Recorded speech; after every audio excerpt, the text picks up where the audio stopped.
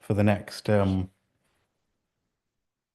and a half, roughly, will be to quite quickly do some of the questions on the homeworks that have been asked and stuff.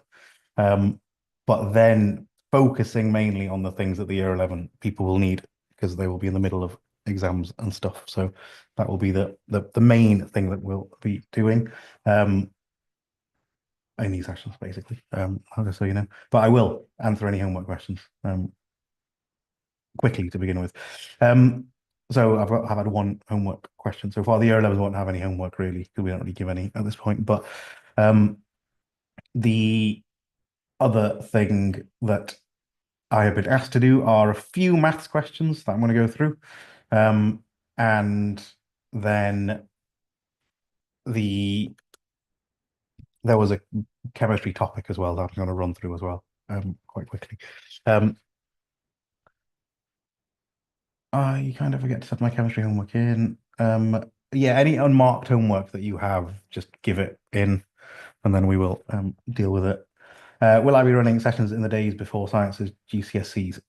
Yes. So one thing that I will be sending an email about to tomorrow probably is that I've told some people this already, but I will put it more formally in an email that from next Monday for all our year 11 students, I will be online for about half an hour every day from 9 o'clock from next Monday. So this Wednesday will still happen as normal, but every day I will be online for about half an hour at 9 p.m. So that will be obviously the days before the exams and any other days that you have any other questions. So whilst you are a student specifically with us, you will have that option throughout May and June. I know some people are finishing at the end of May, which is normal, which means that you won't have the sessions that I do in June. But other than that, every day at 9 o'clock, you will have those. So that'll start next Monday, just so you know. So next Monday at 9 o'clock every day, I will be on for half an hour. That will be specifically to answer questions, just to be clear. I won't necessarily be just deciding what to do. If you just come on and say, I need to help with this, then I will focus on that. Let me do this in order first. So first question, year 9 booklet. Let me just get through this quickly. This is applicable to everybody, of course. Oh, God, right. Describe the different ways in which white blood cells protect us from disease. So the kind of things that we want to be able to say for this. Oh, God, there's more stuff. White blood cells protect us from disease in three main ways. Okay, so the three things that you want to make sure you say for any question about white blood cells is engulf and consume pathogens. That's one thing that white blood cells do. If you want to name the white blood cells that specifically do that, they're called phagocytes. The other thing that white blood cells do is they produce antitoxins, which counter the toxins produced by bacteria. And the third thing they do is they produce antibodies, which can lock on to an antigen of a pathogen. And then you can probably go further and say that once the antibody has been found, then it can be quickly produced again if necessary. I'll see what the mark scheme actually says for that. It says ingest or engulf pathogens, produce antibodies, produce antitoxins, and then antibodies kill pathogens. You could mention the rapid production of antibodies if you get reinfected again, and so on, right? Then question 3A, year 10.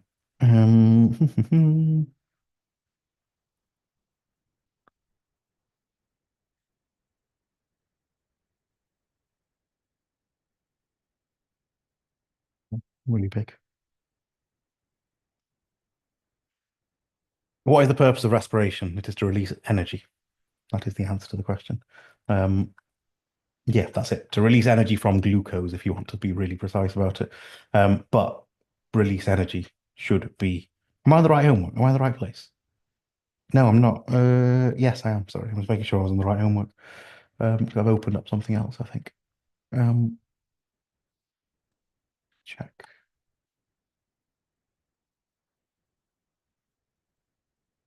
Yeah.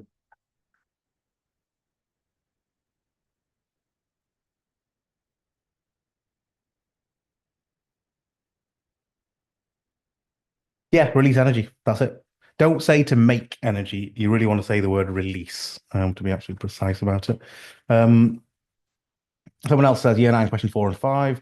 Can you say to get rid of waste products? The purpose of respiration to get rid of waste products? No, because that's not the purpose of respiration. It is a um, byproduct of it. Yes, during respiration, we get rid of waste products, but the entire purpose of respiration is to release energy, and it uses glucose to do that. And then, yes, there are some waste products, but the waste products might be different, right? Because if we've got anaerobic respiration, then the waste product is lactic acid, or the product is lactic acid. So the saying CO2 technically isn't correct, because if we're doing anaerobic respiration, there is no CO2 in animals, at least. Yeah, nine, question four and five. Let me do that. And then I'll do the math questions as well that have been asked. Am I in the right place? Question four and five. The equation for photosynthesis. The word equation, at least, is carbon dioxide. I'm not writing the words out. Plus water gives glucose plus oxygen. So you need to figure out which of these that is. So you're looking for water on the left-hand side, which is there, and carbon dioxide on the left-hand side, which is there. That is the equation for glucose, and that is oxygen. So that looks to me like the answer to the question. It was also on one of the tests that some people did. Um, this is quite a hard question, to be fair, really hard question. But the a student investigated the effect of light intensity on the rate of photosynthesis. When you see this bit mentioned at the beginning of a question, make sure you read it. A lot of people just skip over this bit and jump to the, later on. But a student is investigating the effect of light intensity on the rate of photosynthesis. If you are investigating the effect of light intensity, then that ultimately is your independent variable. But in this case, how do you change the light intensity? You change the distance of the lamp from the pondweed. So the distance of the pondweed from the lamp is that question. Let me see what else anybody has said. Um, um, the person with the list of topics that has just sent me a load of topics. I think what we need to do in future in this situation is do what other people have been doing, which is you need to send these things a little bit earlier, especially when you give me a list of 10 plus topics there and say pick three of them. To be fair, I am actually currently doing the topic of organization and infection and response, so I'm already covering what you've asked. So because that's what these are. These are the topics of organization, bioenergetics and infection response. That's what this is. The lamp gets warm when it's on. This causes the temperature of the water to increase. Explain how an increase in temperature would affect the results of this investigation. You need to explain that as temperature increases, the number of bubbles that you would see, because you'd see more bubbles if it's warmer, because, well, you would. The number of bubbles increases. And if you need to explain that, because that's what you have to do, because you'd say what you see, but then you have to explain that a little bit. The reason the number of bubbles increases is because the rate of photosynthesis is increasing.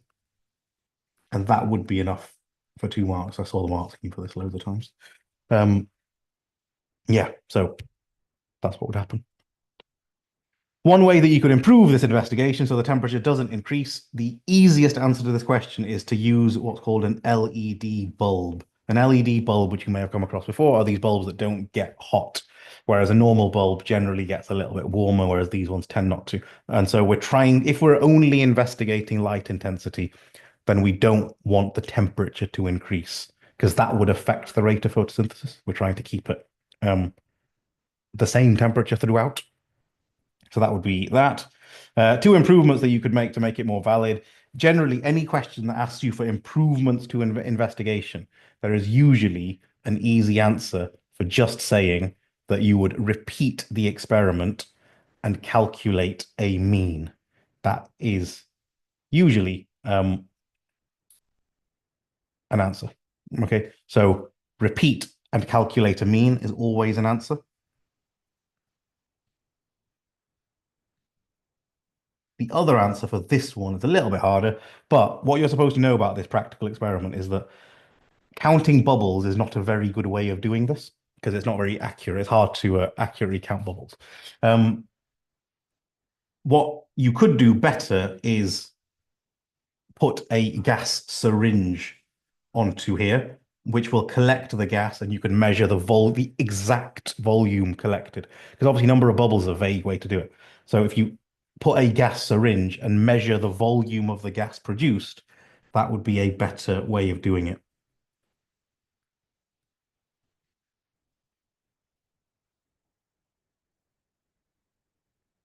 Okay.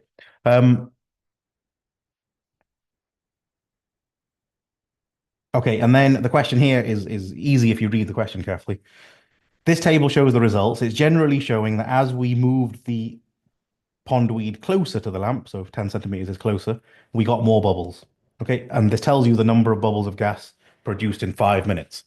The question says, calculate the rate of photosynthesis when the pondweed was 40 centimeters from the lamp. And they want the answer as number of bubbles of gas produced per minute. That means in 1 minute, how many bubbles of gas were produced.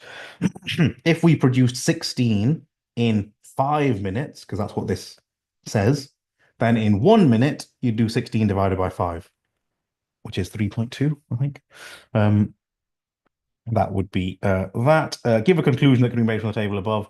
The conclusion is just that as the distance increases, the number of bubbles decreases. That would be enough to be able to just say what you see, really. And then you've got to plot a graph. I won't go through that. Question 5. Green plants produce their own food by a process called photosynthesis. In this process, the raw materials are something and carbon dioxide. The raw materials, when it says this question, it means the left-hand side of the arrow in the equation. That's what we mean. It's things we use. So it's water and carbon dioxide. Glucose and something are produced. What's produced is on the right-hand side, which is glucose and oxygen. Some energy is absorbed by the green substance. That would be light energy. We need light for this to happen. Absorbed by the green substance, which is called chlorophyll. And then name two things that can happen in the plant to the glucose produced in photosynthesis. The glucose produced in photosynthesis can be, I mean, an easy answer is that it can be stored. And if you're going to say stored, you should say stored as starch. It's the easiest. You need the other bit rather than just say stored by itself. In fact, you have to say something that it's stored as. And then you could also say is that it's used for respiration because respiration requires glucose. There's quite a lot of answers to that, but they're the ones that I would go with. Um, through which part do mineral salts get into the plant? Through which part does water and minerals, what do they go through to get into the plant? Roots is the answer. Why is water important in this process? This is quite hard, this question. But what you need to say is that these minerals are usually dissolved in water.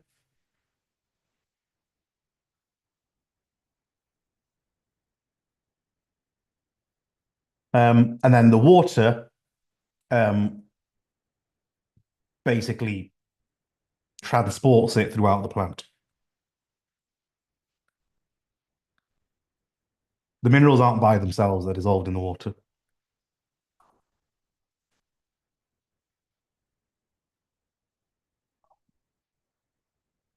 So without the water, you wouldn't technically get the minerals. Um, okay, that was that, and that is all of those. Okay, well, there's more. Okay, that's quite complicated. Some students set up water cultures to find out how plants use nitrates. There are two sets of nutrients. This is a tough question to have thrown into here. It shouldn't have been in really. Give a conclusion you can make from these results. You could conclude that you see the full solution means it's got nitrates in it, and it's got heavier seeds. You see that number's bigger, which my conclusion therefore would be that plants grow better with nitrates than without. So that number's bigger. That's got the nitrates. That doesn't have the nitrates. So we get a heavier, bigger seedling. That's what I would say. Calculate the difference in average mass caused by the addition of nitrates. Isn't that the difference between those two numbers? It is the difference between those two numbers, which is 0.14. What are nitrates used for? This is a bit of a triple science thing for those of you doing triple science. These is where these questions have come from. Nitrates are used for making proteins, um, or amino acids, but proteins is fine.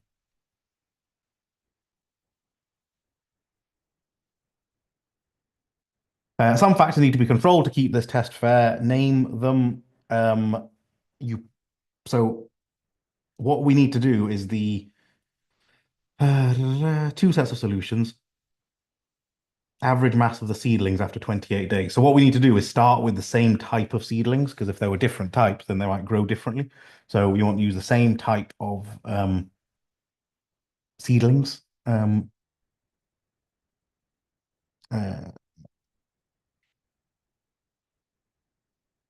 you also want to make sure they're starting, if you're going to weigh them at the end, you want to make sure their starting weight is about the same.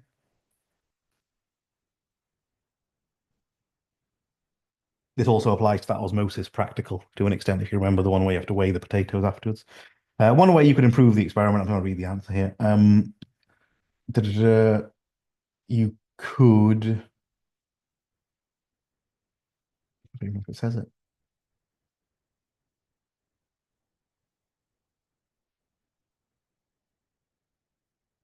You could probably do it with more seedlings. That's what I would have said. Something like that would be fine. I don't think the marks seem to have missed out this question. Right. That would be all of that anybody has asked me. Right. I think that pretty much covers that in terms of from those questions. Yeah, 9.45. Yeah, fine. Right. What I'm going to do next, because some people have asked me some maths questions, I'm going to go through those first, after which I will do a couple of chemistry things, which have been asked. Okay, so I want to do the things that people have asked me in advance first. Somewhere in here, I have a page which has all these questions. There it is. There's one. There's some more here. I'll do this one. I might not do all of the other ones because I think the person who asked them, ironically, isn't actually here.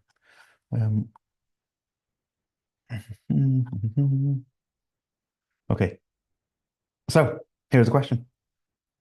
Um, I assume this is a non-calculator question, but oh, I mentioned. Somebody's asked me about monoclonal antibiotics, which presumably mean monoclonal antibodies. That person is currently an anonymous attendee. If you could please change your name so that I know who it comes from, then I may help you. Um, Go through a completing the square question. Yeah, I can do that.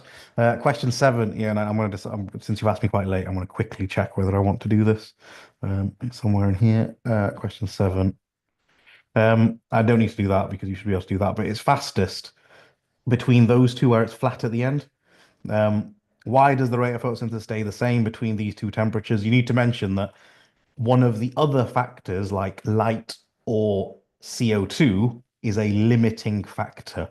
When these graphs flatten out, it's because something else is a limiting factor. In this case, not temperature, but something else. And that something else is either going to be light intensity or carbon dioxide. At what temperature should you keep as greenhouse? It should be where the top of that line. So what's that? 30? No, sorry. The top of that line, but reading down. So 22-ish, something like that. Because that gives you the highest rate of photosynthesis and it would cost the least amount of money. If you make it warmer, it won't give you any more photosynthesis, but it'll be more expensive because it costs money to do that. Right, maths. Okay, I assume this is a tell me otherwise, the person who asked this, but I'm assuming this is a non-calculator question. Therefore, I'll try and do it without one first. Um, Somebody called Zoom user has said, "Can you do quadratic inequalities?" I will need you to um, change your name and then ask the question again, if that's all right. Um, non-calc, fine, thanks. Right, non-calculator question. Uh, James and Peter cycled along the same 50-kilometer route. James took 2.5 hours to cycle 50 kilometers. Now, based on the information in this question, you can kind of tell this is to do with speed, distance, time. It is that principle, right? Formulas: speed equals distance divided by time, or distance equals speed times time, or time equals distance divided by speed. 3 versions of the same formula. James took 2.5 hours to cycle 50 kilometers. The 2.5 hours is a time. The 50 kilometers is a distance. So what I can do with this information immediately, if I wanted to, is calculate James's speed, okay, for that journey. So I'm going to do that because speed is the distance, which is 50, divided by the time, which is 2.5. Okay, which is slightly annoying, but okay. Now, 50 divided by 2.5 without a calculator is a little bit harder to do, and that's probably the skill in this question, really. Can you do 50 divided by 2.5 without a calculator? It's actually not that hard. I think the answer is 20. It is 20. But I'll just show you how you might want to do it if you were struggling. You could do this. You could say it's 50 divided by 2.5.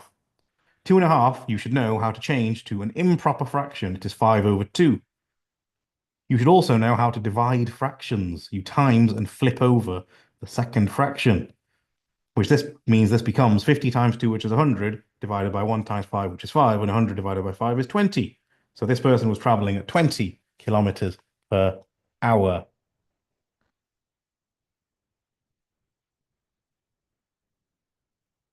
Um, okay, the next thing, Peter started to cycle 5 minutes after James started to cycle. Peter caught up with James when they had both cycled 15 kilometers. James and Peter both cycled at constant speeds. So what I can do now with that information is, oh God, figure out how long it took James to cycle 15 kilometers because I already know James's speed and it's constant because it tells you in the question it's constant speed. So if he stayed at the I'm not going to come back to the year 9 booklet and answer that question. Um, the So James cycled 15 kilometers at some point, at which point they were both in the same place. So what I'm going to do is use distance is 15 kilometers, and I know that his speed is 20 kilometers per hour. And what I can do with that information is work out the time taken. Time is distance divided by speed. Okay, 15 over 20 is what we divide by 5, so 3 over 4, which is 0.75 hours. That's what the time will be, which is 45 minutes effectively, but let's leave it at 0.5 hours. That is the time that it had taken James to travel 15 kilometers, which is, by the way, 45 minutes, just to be clear. Okay. Because 3/4 of an hour. Now, Peter caught up with James when they had both cycled 15 kilometers, but Peter started to cycle 5 minutes after James started to cycle. So Peter has done the same distance, 15 kilometers, in effectively 5 less minutes. Do you see what I mean? Because he started cycling 5 minutes after James started to cycle. So what Peter has done is if he's caught up to James, then he's done 15 kilometers in not 45 minutes, but 40 minutes because he has reached the same point having started 5 minutes later. So he's cycled for 5 fewer minutes and they're at the same place. So that means he's done 15 kilometers in 40 minutes. And now I can work out Peter's speed because Peter's speed is Peter's distance divided by Peter's time. Now, just be careful with this because 40 minutes needs to be in hours because I presume the answer is kilometers per hour. 40 minutes is 2/3 of an hour. So we're doing 15 divided by 2/3 now. Without a calculator, once again, you should be able to do this. 15 divided by 2/3 is the same as 15 times 3 over 2. 15 times 3 is 45. 45 over 2 is 22.5 kilometers per hour, which is faster than the other guy was going, which makes sense because if he's caught up with him despite starting 5 minutes later, he should be going a little bit faster. That is the answer to that question. Okay, that was that. Right. Somebody has said, can we do some surds? So I'm actually going to do this question. which I'll get rid of all of that because that is irrelevant for now, which will more or less cover everything hopefully you need to know on surds. This is a fairly tricky surds question. So I've got the square root of 180 minus 2 root 5 over 5 root 5 minus 5. Let me just move this down.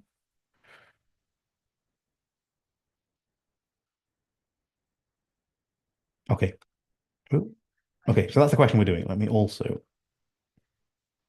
put this here. It's easier to see. Okay, 180 minus 2 root 5. Square root of 180. When you see a fairly big number in a surd, what you should do is simplify it. Okay. So let's do that first. So the square root of 180, you need to find two numbers that multiply to give 180. Now, the clue with this question is that there are other surds which have a root 5, something root 5, which means that it would be helpful if I could turn this into something root 5. So if one of them is a root 5, then it's helpful. Okay, so if I divide 180 by 5, then I can figure out what surd multiplies by 5 to give me root 80, which is 15 minus 3, 36, helpfully. So the square root of 36 times the square root of 5 is the square root of 180. Square root of 36 is 6, so this becomes 6 root 5. So I can now change that to 6 root 5 instead. And then, because I've got 6 root 5, take away 2 root 5, that is 4 root 5. So let's, I know you can't do this, but I can. So 4 root 5. We have now changed this question into this. And the question, if we just go back to it, wants the answer looking like this, which is not what we have got at the moment. So what you're supposed to understand is that with these questions, you always, if you have a surd at the bottom of the fraction, which we do, you have to do something called rationalize the denominator. The way you rationalize the denominator is by multiplying the top and bottom of the fraction you've got by whatever you have on the bottom, but if there's a plus or minus, you need to change the sign, which is a bit of a complicated thing to explain. But so I changed the sign. Just to be clear, this is higher level. Okay, so that's what we're going to do. We have to times the top and bottom by the thing that we have on the bottom, but with the sign changed. What are we going to get? So if I multiply 4 root 5 by 5 root 5, I get 20 times 5, which is 100. Just to be clear, if you're unsure of what I just did there, 4 root 5 times 5 root 5. The 4 and the 5 times to give 20, and the root 5 and the root 5 make 5. So that's why it's 20 times 5. So that's 100. 4 root 5 times root 5 is just 4 times 5, which is 20. I think that's what we get. Feels a bit wrong, but I'm going to stick with it. So I've got 120 on the top. On the bottom, you're going to have this times this, which is 25 times the 5 that comes out of the root, which is 125. You will get a plus. This is really, really weird. Have I made a mistake somewhere?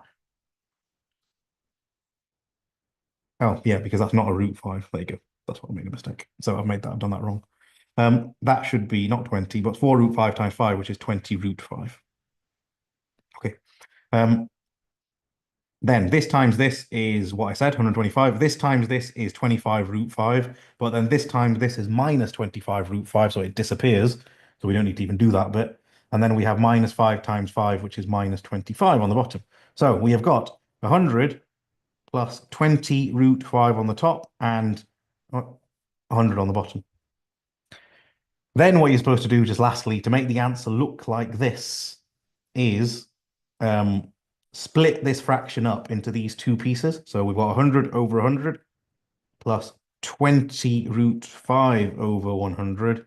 The 100 over 100 becomes 1. The 20 and that simplifies to root 5 over 5 because they cancel to give a fifth. So it's 1 plus root 5 over 5, which now looks like the answer that we were after. I won't do this again because the person that is here hasn't asked. I'm going to do one completing the square question, because while I'm on maths, and one quadratic No, I'm not doing quadratic inequalities because the person who asked it, I don't know who it is. Um, so completing square.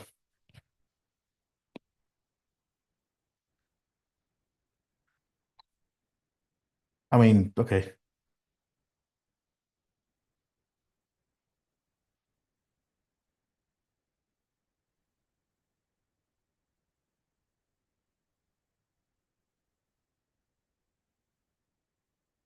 Okay, let's just go with that.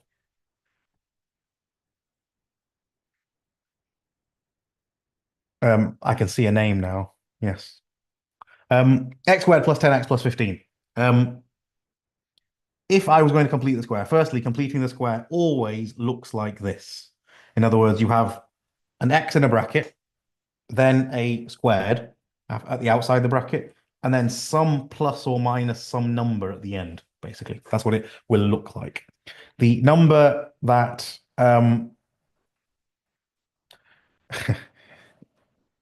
the number that goes in here is always half of the number that is in the middle there. So if it's a 10, then there's a plus 5 that goes in the middle there. If it had been a minus 10, it'd be a minus 5. But in this case, it's that. Then what you do, I want to give you the long-winded explanation of this. What you do next is square this number. So the 5 squares to 25, 5 times 5. Put minus that number at the end, always minus that number. So square it and then always put a minus that number there. And then this number that we have at the end, put after it. And then just work out what this is. So minus 25 add 15 is minus 10. And the rest of it stays the same. That is what completing the square actually is. It can then be used for lots of different things, like finding something called a turning point of a graph. It can also be used to solve a quadratic equation. But if you want to know what completing the square is, that is it. Okay. So yeah, that is the process. And then one quadratic inequalities question I shall do. Let me make this up properly. X squared plus x minus 12 is bigger than 0. Let's say we had to solve this quadratic inequality. First thing to do is try and factorize it into two brackets. This one, because I just made it up, factorizes 2x plus 4, x minus 3. Now, if this had been an equal 0 question, you would have told me, hopefully, that the answer is x equals minus 4 and x equals 3. The reason that is the answer, this is again a quick explanation of this, okay, is because this looks like this, roughly. That's what it looks like on a graph. What the equal 0 question is asking, what is x when y is 0? Now, y is 0 there and there. That's where y equals 0, anywhere on that axis. And what we have just worked out is that it's 3 and minus 4. That's why the answer is 3 and minus 4, because that's what we do to work it out. But if the question is an inequality question, like greater than 0, remove these.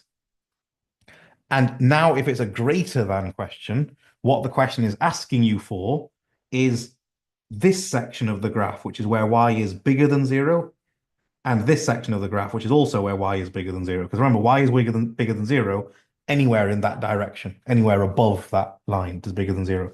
So what we're asking now is, what does x need to be for y to be bigger than 0?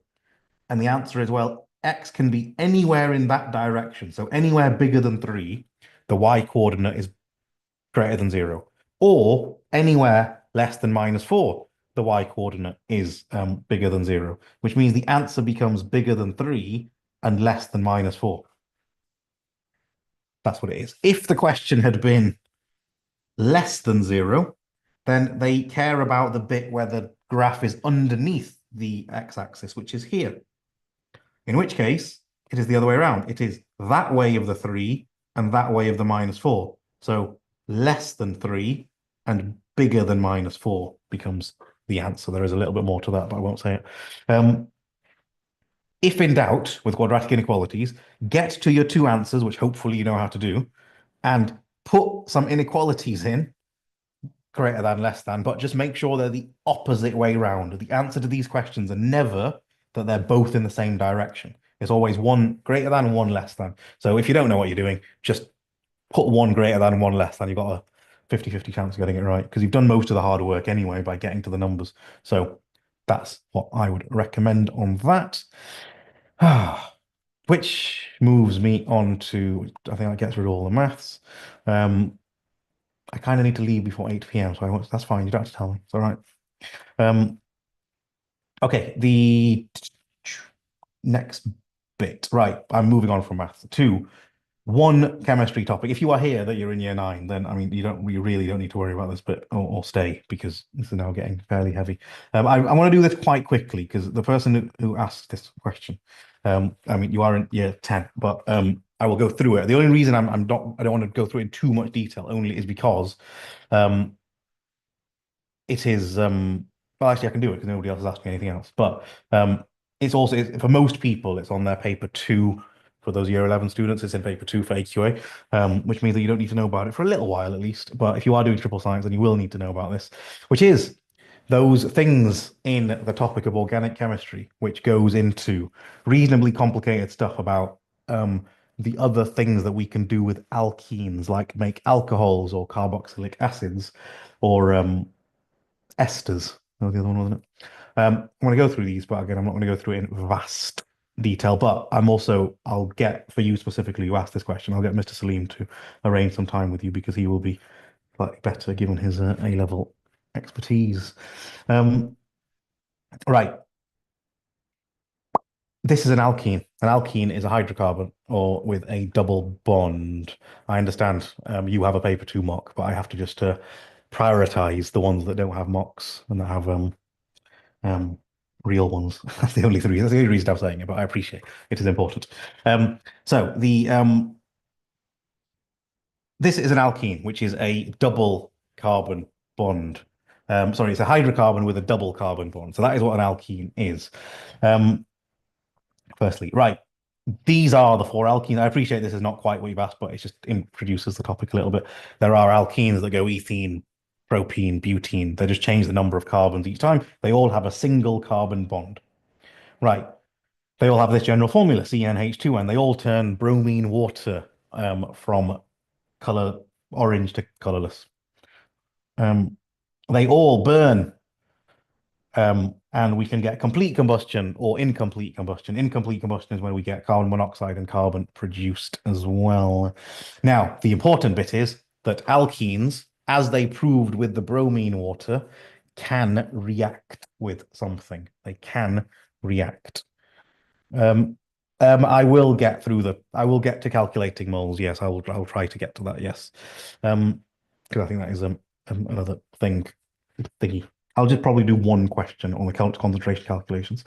Um, so this, as we showed with the bromine water, alkenes can react with other things. So what we'll actually see in a minute further down in these notes is that reaction. So when you put an alkene into bromine water, what you're reacting it with is Br2, which is bromine.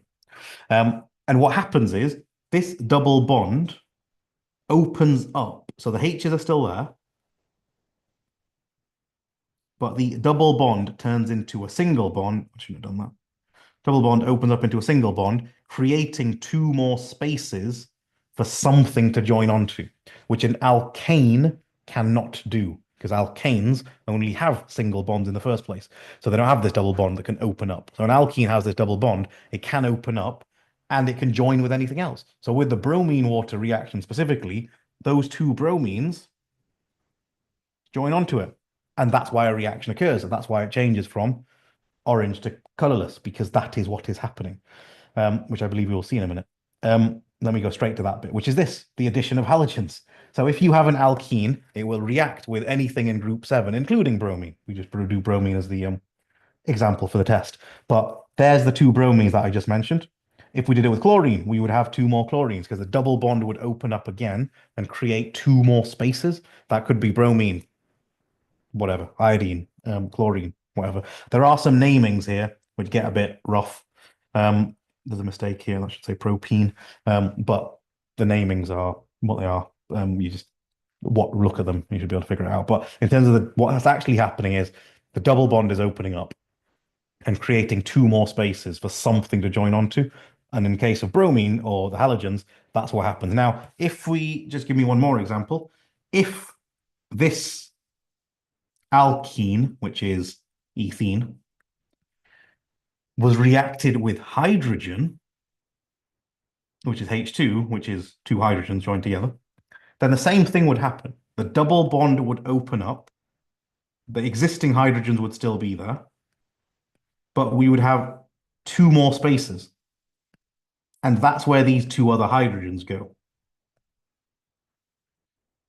And what you should recognize is that this was ethene, and this has now become ethane. If we add hydrogen to any of the alkenes, we end up with the corresponding alkane because the corresponding alkane is the same thing with just two more hydrogens. If you think about it from the general formula, 2n H2n plus 2, it just has two more hydrogens. So if you react any of the alkenes with hydrogen, you just get the corresponding alkane. Propene plus hydrogen is propane. Butene plus hydrogen is butane, which is what this is telling you, which is called the hydrogenation of alkenes, which literally just means that they just form the equivalent alkane. Ethene becomes ethane, pentene becomes pentane, and so on, because the two spaces open up and the two more hydrogens just go there, and that becomes the exact same thing as those things. Right, there's more, which is the bit you actually asked. Alkenes can turn into polymers, which really is just that one alkene joins onto another one and another one, another one by opening up its double bond. And that's where we get things like polyethene from. There are some diagrams that you should know to be able to do that. And then there is a little bit more, which is alcohols. Now, oh, how's it called? All you need to be able to do, and this is where I think people sometimes can overcomplicate the triple science elements of these the topics, is recognize from the diagram what you're looking at. So anything that's an alcohol has something called an OH functional group, which is an O and an H attached to the rest of the molecule. See that there? All of those things that I've just identified are this OH functional group that allows you to identify what it is. So as soon as you see a hydrocarbon, CH, everything else is a CH, CH, CH, but it's got this OH on one of the C's, it's an alcohol. So it becomes, as I say, now I just follow the same naming pattern. One carbon, methanol, two carbons, ethanol, three carbons, propanol, and all that stuff is the same thing. But what you're looking for is the functional group. And the carboxylic acid, which is the next thing that we're about to get to, there's some properties of these things, which are fine, is basically exactly the same thing, except what you're looking for this time is a group that has COOH attached to it. So the rest of it's a hydrocarbon, but what we're looking for is this COOH thing, which is there and there and there and there, which basically makes it a carboxylic acid. And again, then it follows the same principle of how many it's got. If it's got one carbon, it is methanoic acid. If it's two, it's ethanoic acid. Three, propanoic acid, and so on. But you're looking for these functional groups. And that's really as far as this goes at GCSE in terms of identifying that's what they are. So anything with an OH is an alcohol. Anything with the COOH thing, as I've just drawn there, is a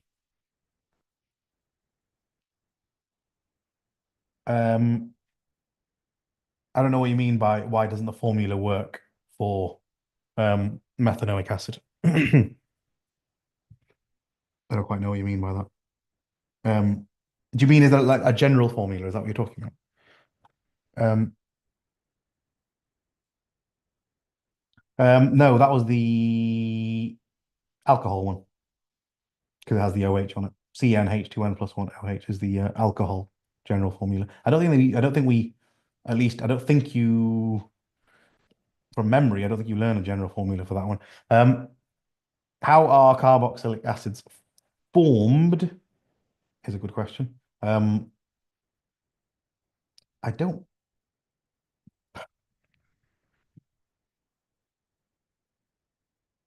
I don't think I know, other than it's an acid like any other acid, which means that it's formed when you put something in water, and the H plus ions dissociate, as it were. Um, yeah, so that I think that's the answer. But I don't think you specifically need to know it. As I said here, any all these acids do the same thing as any other acid, like they're weak acids, so they partly ionize in water. Um, you do need to know how they, but in terms of how they look, so the question is, do we need to know how they look and their formulas? Um, you need to know that what their functional group is. I don't like to say you definitely need to know this or definitely don't need to know that. But I generally haven't seen questions where you have to, for example, draw this from scratch. You'd have to possibly identify it. That's about it from the diagram. So if I'm looking at that, I'm going, well, it's a COOH and it's got one C. So it's a carboxylic acid because of that functional group that I remembered. And it's the first one because it's got one carbon. So it's methanoic acid. If I was looking at this bottom one at the bottom, then I'm like, okay, it's a carboxylic acid because it's COOH. It's got four carbons. Four carbons is the bute beginning, beauty, which means it's butanoic acid. Um, this is how, as far as it normally goes. And this is why I don't want to be too um, specific about what I say, other than just make sure you understand that that's the functional group for a carboxylic acid, or that's what you're looking for in the diagram. Similarly, for an alcohol, what you're looking for is the OH. Once you found that, then you can basically go, well, then the number of carbons determines its name. Um,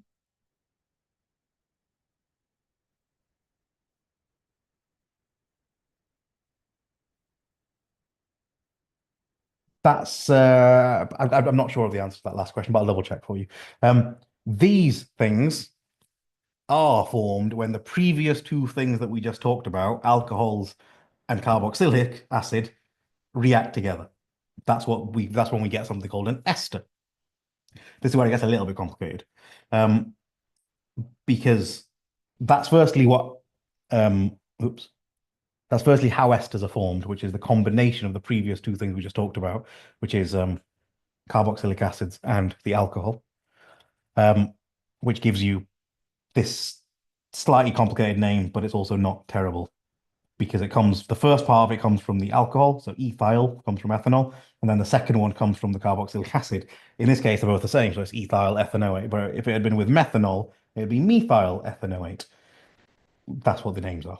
Okay. And when you do this, you always get water at the end, um, which is just part of this reaction essentially.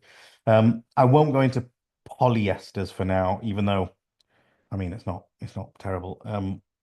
But I just want to do the concentration bit as well that somebody's asked about. There's more to this topic, but not much more. I mean, in terms of if you're just asking about esters and that's what they are. Okay, I just want to do one question on a difficult, if I can find one, concentration calculation thingy. Am I? Oh, you know what? I don't even know if I'm going to be able to find it quickly. Um, let me try. But just on that topic, I will. Oh, I should also tell everybody who's in year 11 at least here that I think I'm obviously doing what I just said in terms of the 9 p.m. things every day. I think on a Sunday at 7-ish, I appreciate this is a lot of information, but I think on a Sunday at 7-ish, Mr. Salim has been doing um, these extra things with the year 11, focusing mainly on sort of triple science stuff that you need. Um, that is still going to continue, which complicates things a little bit, I appreciate, but it's better than less, right?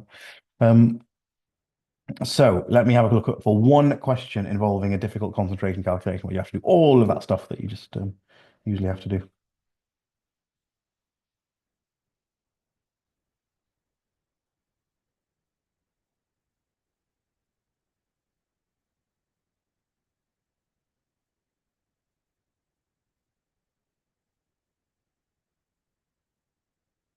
Really hard these questions to find a good one because they're so long.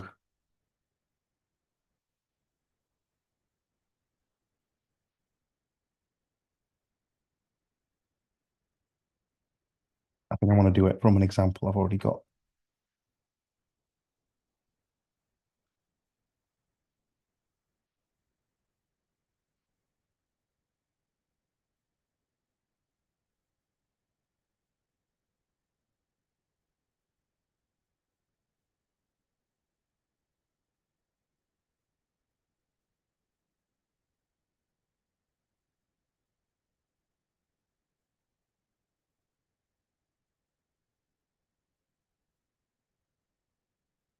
Right. This is the one example that I have been through lots of times, but I'm just going to do it once more. So this is incomplete, this question. Give me a second.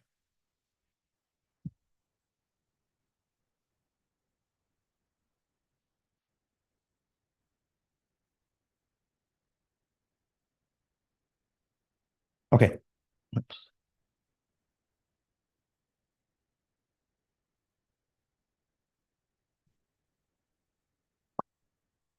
Um, it's incomplete. The question is, what is this concentration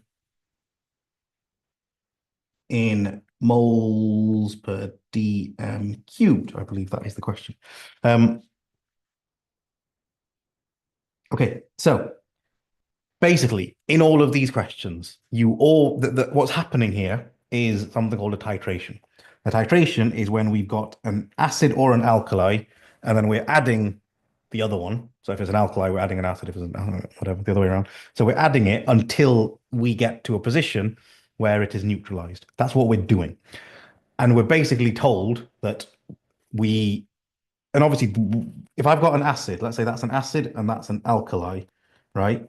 And I want to neutralize these things. Obviously, we know that acid plus alkali makes neutral, but it's not as simple as that because surely if I've got a very strong alkali and a very weak acid, then I want to need a lot of the acid to neutralize the alkali and so on. So it's a little bit more nuanced than just acid plus alkali is neutral. It depends on how strong the acid is, how strong the alkali is, how much acid you've got, and so on. And this practical essentially works all of that stuff out.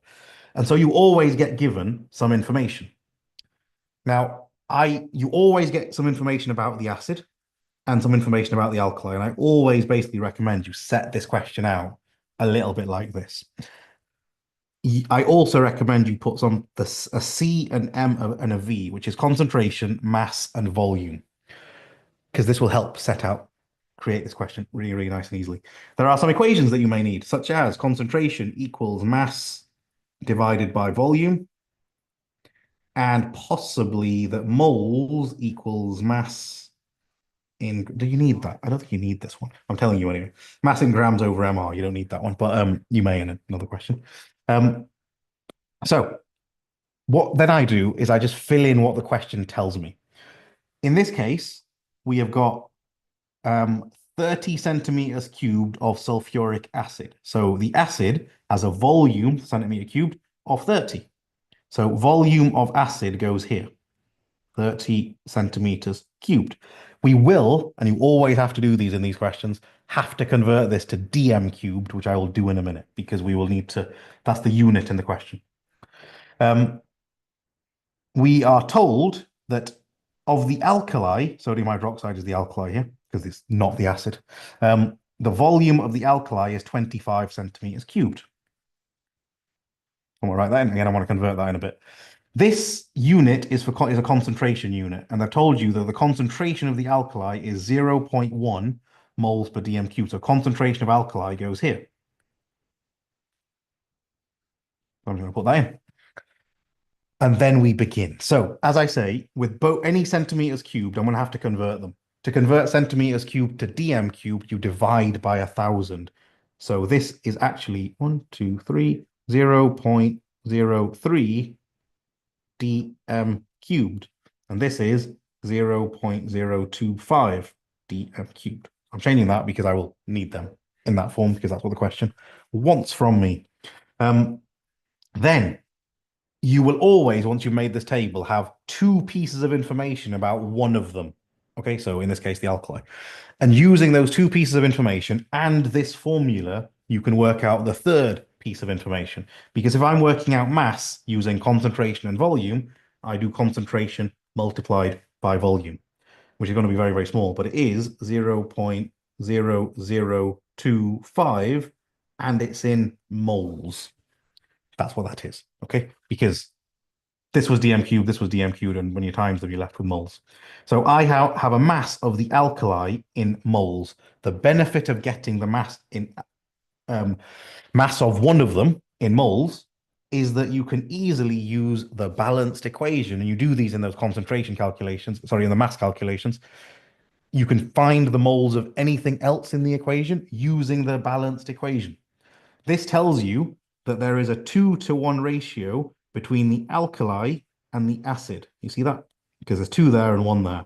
So to go from alkali to acid, we're effectively dividing by two because it's a 2-to-1 ratio to go from alkali to acid.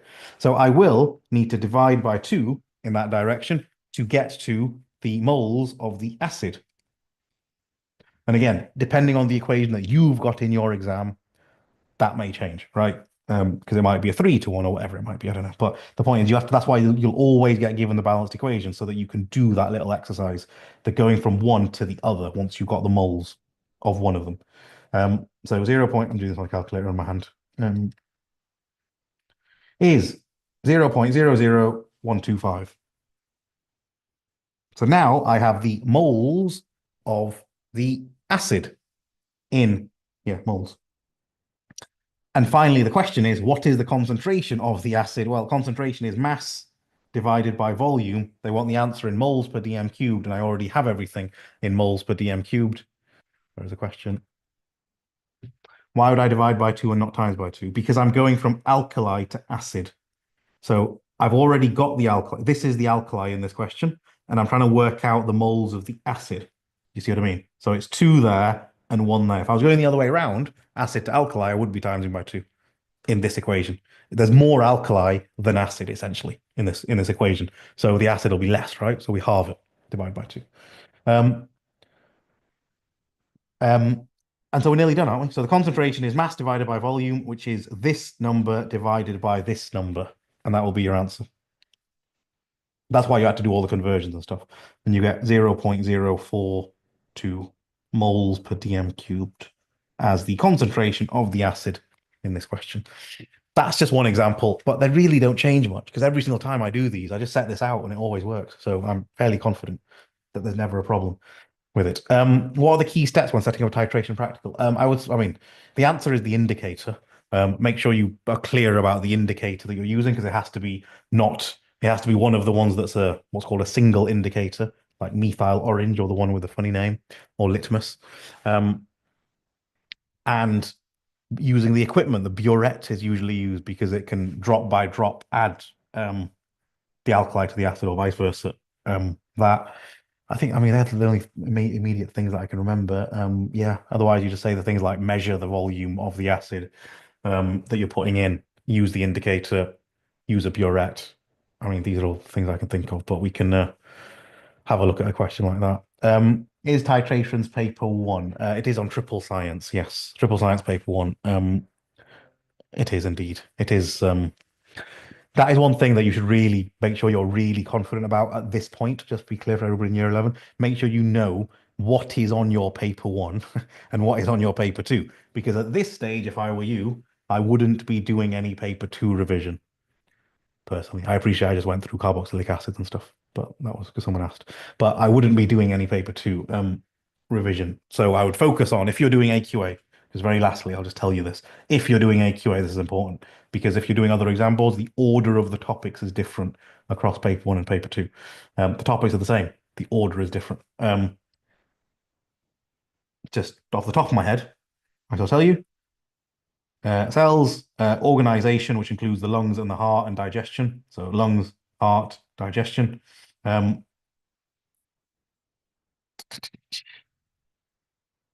forgotten myself.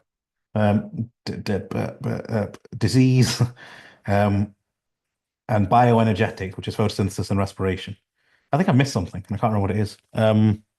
No, I don't think so. It is 4 topics, isn't it? So that's it. So yeah, that's it. In chemistry, we've got atomic structure, periodic table, we've got bonding, you've got new what's called chemical changes, which is topic 4, and that includes electrolysis, please remember, and all the stuff on neutralization, which includes the titrations, and the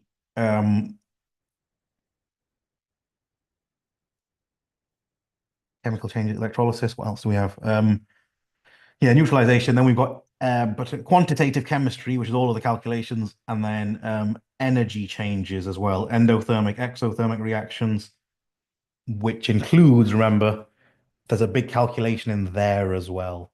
Okay, a big calculation in there about the bond breaking, bond making, which you almost certainly get a question on. Like it's just there, and it's really easy if you've practiced it.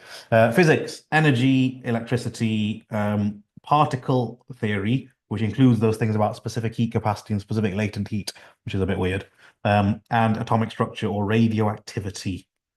These are the topics that are in AQA paper one across the three sciences. They're the things you should be focusing on, and then worry about the other ones later. Um, um, the person who's asking about monoclonal antibodies, who is it? Like, I just want to see because I don't know who it is. Um, I'll give you 1 minute to tell me.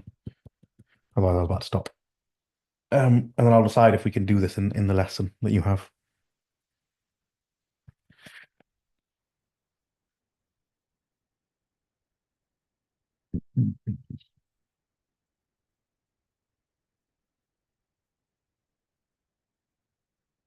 You can basically go now, just to let you know.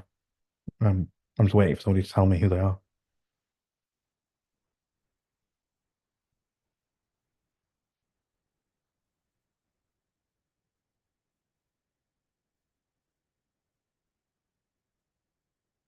Just a reminder, 9 p.m. for everybody near 11, Monday onwards.